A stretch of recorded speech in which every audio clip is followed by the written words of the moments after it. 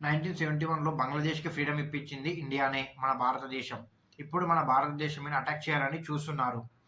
బంగ్లాదేశ్‌లో ఉన్న Indian ఎంబసీని close చేశారు.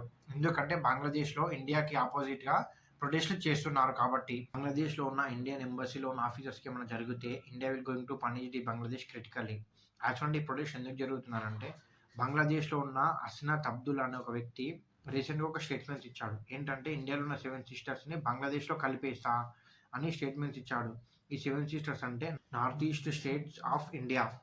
ఇంకోటేంటంటే బంగ్లాదేశ్‌లో ఏమైనా ఇంటర్నల్‌గా ఏమైనా జరిగితే కూడా ఇండియానే చేసిందని బ్లేమ్ చేస్తున్నారు. మొత్తానికైతే పొలిటీషియన్స్ వాళ్ళ ప్రజల్ని బ్రెయిన్ వాష్ చేస్తున్నారు.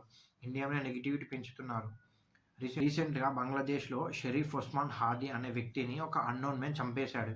ఎందుకంటే అతను గ్రేటర్ బంగ్లాదేశ్ అనే మ్యాప్‌ని రిలీజ్ చేశాడు. గ్రేటర్ బంగ్లాదేశ్ అంటే ఇండియాలో ఉన్న 7 సిస్టర్స్‌ని బంగ్లాదేశ్‌లో కలిపి మ్యాప్‌ని ఫేస్‌బుక్, ట్విట్టర్, ఇన్‌స్టాగ్రామ్‌లో రిలీజ్ చేశాడు. రిలీజ్ చేసిన కొన్ని గంటలకే అతన్ని చంపేశారు.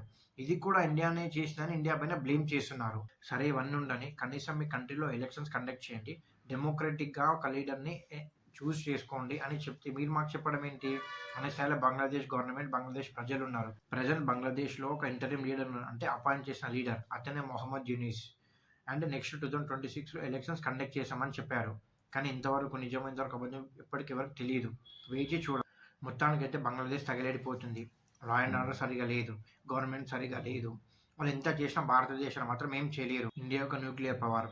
రీసెంట్‌గా హిమంత బిశ్వ శర్మ కూడా చెప్పిండు. ఇండియా ఒక న్యూక్లియర్ పవర్, బంగ్లాదేశ్ ఇండియాని ఏం చేయలేదని. జై హింద్.